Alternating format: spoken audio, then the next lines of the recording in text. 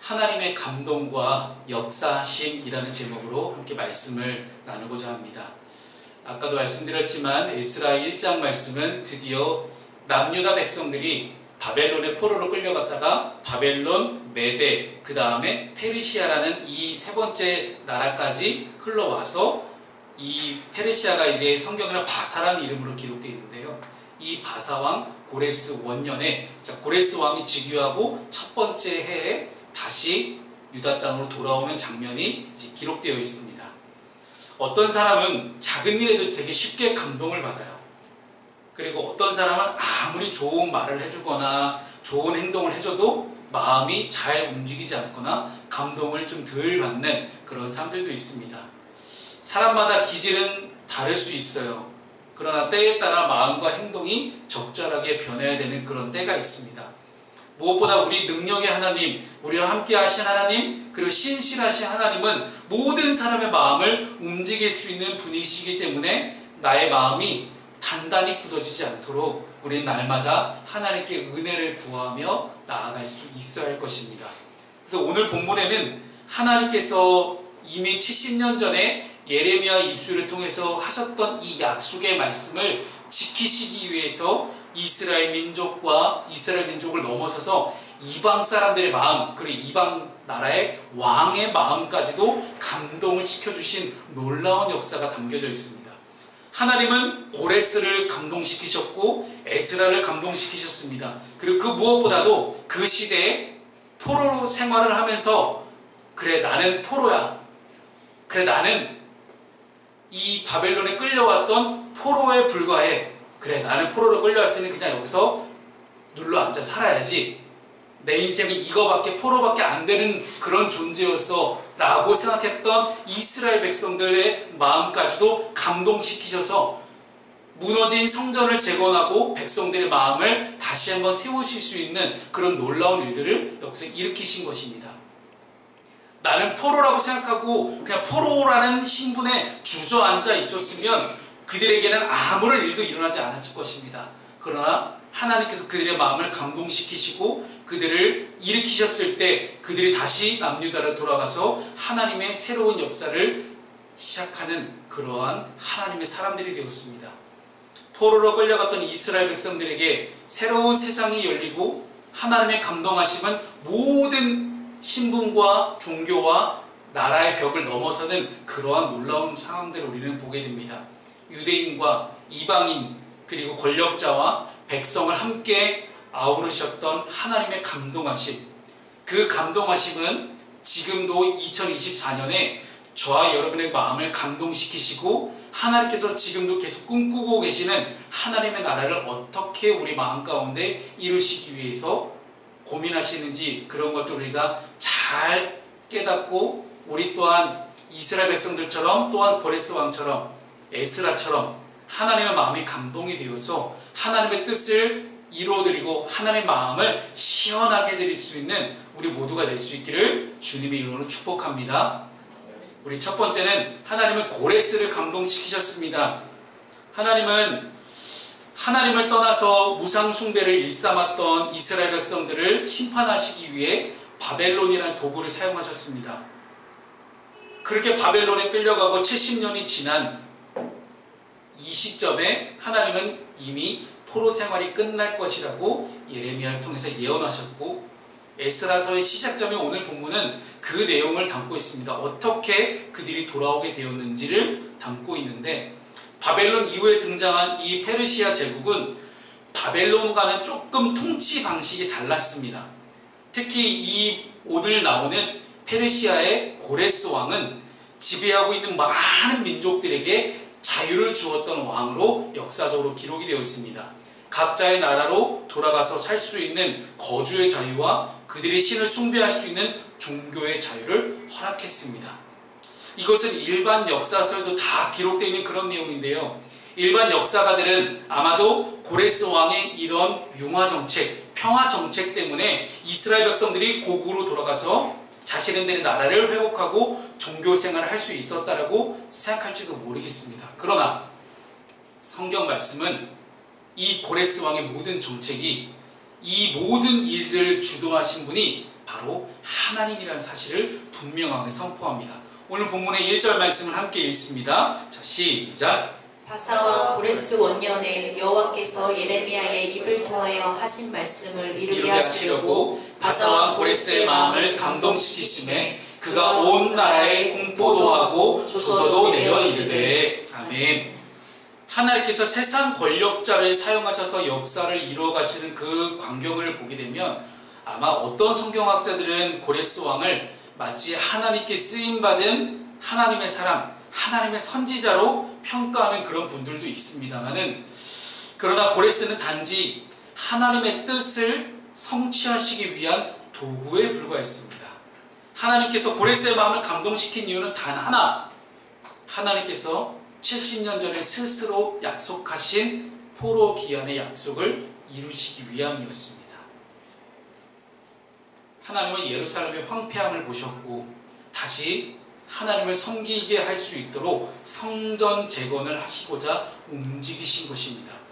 그러나 그냥 흘러가는 이런 시간의 흐름 속에서도 하나님은 언제나 항상 우리의 삶을 지켜보시고 우리의 상황을 하나하나 다 꼼꼼하게 들여다보시며, 우리가 무너진 곳이 있다면 우리의 마음 혹은 우리의 육체, 우리 육신 그 어느 곳이라 할지라도 무너진 그곳에 다시 한번 회복시키시고 수축시키시는 그런 놀라운 하나님이심을 우리가 잊지 않아야 됩니다. 고레스 왕이 이렇게 자유정책을 펼친 배후에는 하나님이 계셨습니다. 세계에서 가장 큰 대제국을 다스리는 왕이라고 할지라도 하나님께는 그저 피조물에 불과했기 때문입니다. 하나님이 약속하신 말씀을 이루시려고 고레스의 마음을 감동시키셨기 때문에 이스라엘은 고국으로 돌아올 수 있었습니다. 사랑하는 성도 여러분, 우리의 역사는 그냥 흘러가는 것 같습니다. 혹은 힘 있는 나라, 힘 있는 사람이 주도하는 것 같지만 결코 그렇지 않습니다. 모든 세계의 역사는 다 하나님의 손바닥 위에 있습니다. 따라서 이 땅의 모든 피조물들은 창조주 하나님의 쓰임에 따라 지음받은 그런 피조물에 불과합니다. 그러면 우리가 세상의 역사를 바라보면서 우리는 지금 2024년에도 늘 변하지 않고 쉬지 않고 일하시는 하나님의 운행하심을 우리는 들여다볼 수 있어야 합니다. 그리고 그 한가운데 저와 여러분이 있습니다. 하나님이 고레스의 마음을 움직이실 정도였으면 지금 이 상황 가운데서 2024년에도 가장 강대국의 대통령 왕이라 할지라도 하나님은 누구든지 마음만 먹으면 그 사람의 마음을 감동시킬 수 있는 그런 분이라는 것입니다. 하나님은 똑같은 방식으로 지금 우리의 마음도 감동하기를 원하십니다. 세상사를 바라보면서 역사의 주관자 되시는 그 하나님을 의식할 수 있기를 바랍니다. 우리가 어느새 2024년이 한 달이 지났어요. 분명히 우리가 송구영신 예배를 통해서 새로운 다짐을 하고 결단을 하고 기도 제목을 적고 했던 게 벌써 한 달이 지난 겁니다. 여러분, 너무 시간이 빠르죠. 어쩜 이렇게 시간이 빨리 흘러가는지 잡을 수가 없는 그런 수중의 화살 같습니다. 장사가 쏘는 그런 화살 같은 이 세월이 흘러가지만 이 세월의 빠름 속에서도 하나님은 늘 여전히 하나님의 방식대로 일하고 계십니다. 여전히 일하고 계시는 그 하나님을, 하나님의 그 주권을 우리가 인정하고 하나님의 주권 속에 우리의 삶을 온전히 내어 맡길 수 있는 그런 신뢰할 수 있는 그런 삶, 그렇게 하나님께 우리의 마음을 드릴 수 있는, 하나님의 주권을 인정할 수 있는 그런 삶을 살아가시기를 주님의 이름으로 축복합니다. 두 번째, 하나님께서 감동시키신 사람들은요, 하나님의 백성들이었습니다. 오늘 본문의 5절 말씀을 함께 우리 읽어보겠습니다. 자, 시작. 이에 유다와 베냐민 족장들과 제사장들과 레위 사람들과 그 마음이 이 하나님께 감동을 받고 올라가서 예루살렘의 여호와의 성전을 건축하고자 하는 자가 다 일어나니. 아멘. 이스라엘 12지파 중에 남유다를 구성했던 지파가 딱 유다와 베냐민 지파밖에 없었습니다. 물론 제사장 지파인 레위 지파도 함께 소속이 되어 있어서 크게 봤을 때는 12지파 중에 유다, 베냐민, 레위 지파만 현재 바벨론에 있는 그러한 상황이긴 합니다. 유다와 베냐민 족장들 그리고 제사장들, 레위 사람들이 다 하나님께 감동을 받아서 여호와의 성전을 건축하기 위해 일어났다. 그렇게 기록합니다. 하나님은 고레스의 마음만 움직이신 것이 아니었습니다. 하나님께서는 하나님이 택하신 백성들의 마음을 감동시키시고 하나님의 언약을 기억하고 소망하는 사람들을 일으키셨습니다.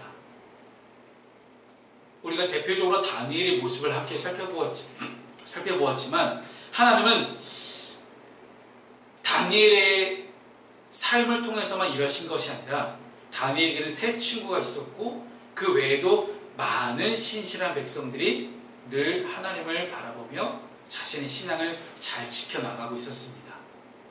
그 한 예로 우리가 나중에 나오게 되는 에스더 왕비가 있습니다. 에스더 왕비 시절에도 물론 이제 모르드게와 같은 그런 사람들 신실하게 하나님의 뜻을 바라보며 하나님께 자신의 마음을 드렸던 수많은 이스라엘 백성들이 페르시아에 여전히 남아 있었다는 거예요. 근데 그들은 비록 페르시아의 포로로 남겨져 있었지만 포로 생활에 만족하지 않고 포로 생활을 하면서 페르시아 황제나 혹은 다른 이방신을 섬기는 그런 잘못을 범하지 않았습니다. 오직 페르시아에서도 하나님만을 바라보고 하나님을 섬길 줄 아는 그런 사람들이었습니다. 그리고 그들 가운데는 분명히 예레미야 선지자를 통해서 70년 후에 반드시 하나님께서 복귀시키신다는 그런 말씀을 그들도 기억하는 사람들이 있었을 것입니다. 바벨론에서의 포로 생활과 그 어려움을 겪은 이스라엘 사람들은 하나님의 인도하심을 경험합니다. 비록 바벨론의 포로로 끌려올 때는 너무나 무력하고 힘든 그런 모습으로 끌려왔어요. 여러분 잘 아시겠지만 이 남유다의 마지막 왕 시드기야 왕은요, 자신의 눈앞에서 아들들이 다 죽임을 당했고 자신의 두 눈을 뽑혀서 쇠사슬을 묶여서 바벨론을 끌려갔던 비운의 왕이었습니다. 왕이 이런 지경이었으니 다른 일반 백성들은 어떻겠습니까? 그렇게 처참한 모습으로 바벨론을 끌려왔던 사람들이었지만 어느새 70년이 지나고 한 세대가 흘렀습니다. 70년이면 충분히 한 세대가 흐르고 바벨론의 포로로 끌려왔던 사람들의 자손이 페르시아에서 태어나서 또 한 세를 이루어갈 만한 그러한 시간이에요. 그리고 혹은 포로 2세대 혹은 포로 3세대라고 불릴 수 있을 만한 그런 사람들이 현재 페르시아에 살고 있는 그런 상황입니다. 그럼 그들에게 하나님은 야, 이제 때가 되었으니 떠나라. 여러분, 비록 우리가 포로의 신분으로 끌려왔지만 바벨론과 메데와 페르시아까지 총 3개 나라를 거치면서 그 땅에서 살아왔지만 어느새 포로 2세대, 3세대까지 그렇게 세대가 거듭할수록 어느새 터전을 잡고 살아가고 있던 사람들이었어요. 다니엘처럼 다니엘은 총리의 자리까지 이르렀지만 바벨론이라는 나라도 페르시아라는 나라도 능력이 있으면 이방인들도 비록 포로로 할지라도 고위 관리직에 올라갈 수 있었던 기회의 나라였기 때문에 그 이스라엘 사람들 가운데는 분명히 그렇듯 괜찮게 살고 있었던 사람들도 있었을 것이라는 것입니다. 그리고 실제로 바벨론은요, 남유다의 많은 엘리트와 귀족들을 끌고 가면서 그 귀족들을 바벨론의 우수한 인재로 활용하기 위해서 그렇게 좋은 관리직을 다 주었다는 것입니다. 우리는 다니엘과 세 친구의 이야기를 통해서 충분히 잘 알고 있습니다. 자, 그렇게 본다면 이스라엘 백성들 가운데는 세대가 흐르면서 살만하네. 처음에 좀 힘들었는데 좀 살만하네 라는 그런 생각이 드는 사람들이 있었을 것입니다. 그런데 갑자기 떠나라는요.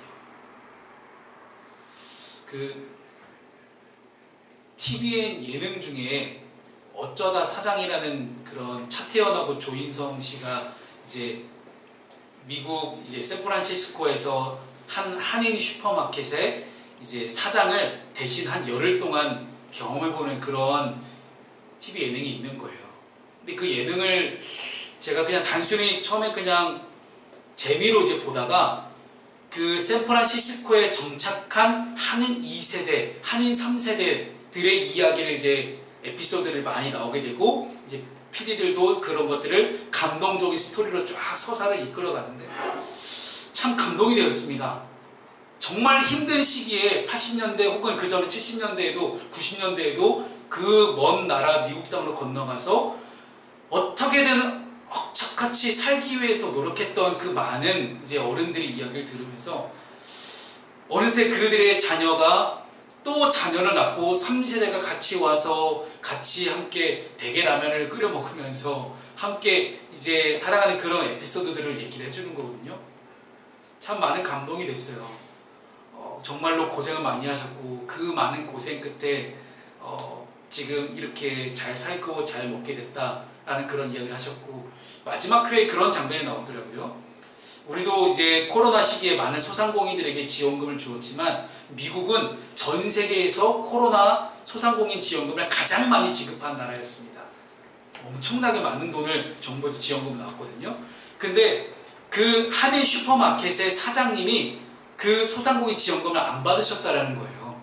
왜 안 받으셨냐 그랬더니 이 나라에 비록 나는 이방인으로 흘러들어와 살고 있지만 오히려 우리는 코로나 시기에 사람들이 집 밖에 나가지 않고 슈퍼마켓에서 모든 물건을 다 구입하다 보니까 우리는 장사가 더 잘 됐다.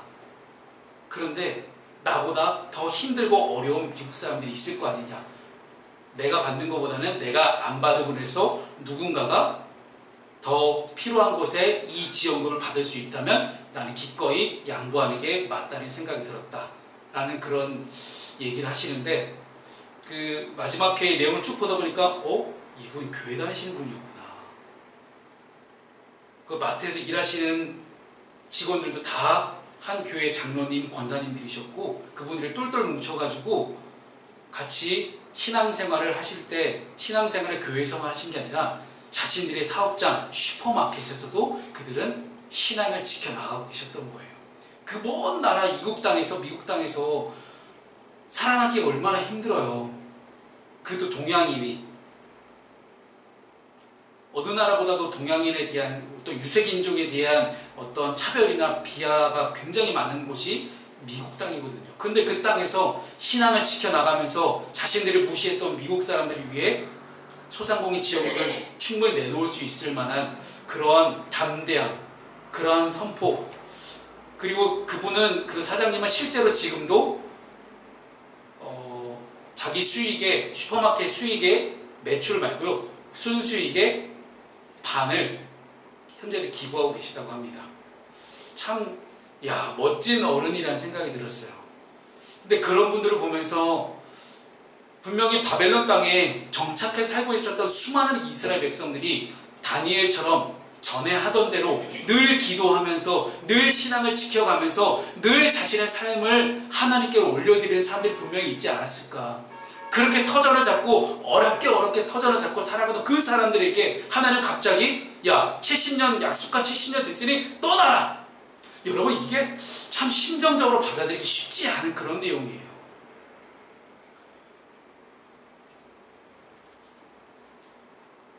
하나님의 말씀을 떠나라는 감동인데 내가 가진 것들을 다 기반을 내려놓고 하나님의 명령에 따라 움직이겠다고 일어나는 모습들, 분연히 일어나겠다는 모습들, 나도 이제 예루살렘에 돌아가서 성전을 다시 한번 건축하고 내가 하나님께 그곳에서 예배하겠다는 그런 모습들, 바로 이런 모습들이 진정한 예배자의 모습이요 사명자의 모습인 줄을 믿으시기 바랍니다.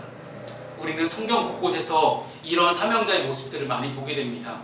일찍이 창세기 아브라함은 창세기 11장과 12장에 걸쳐서 갈대아 우르라는 지역에서 우상을 깎아 만드는 그런 우상을 섬기는 동네에서 잘 살고 있었지만 하나님이 갑자기 나타나셔서 떠나라.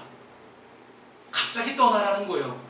어디로 갈 바를 알지 못하고 하나님께서 떠나라고 하시니 바로 순종해서 떠나는 그런 모습들을 보여줍니다. 풍요로웠던 갈대아 우르에서의 삶을 뒤로하고 고생길이지만 하나님의 말씀을 따라 움직이는 아브라함의 모습은 하나님의 사명자로서 우선순위가 오직 하나님의 말씀에 있음을 우리는 다시 한번 깨닫게 됩니다.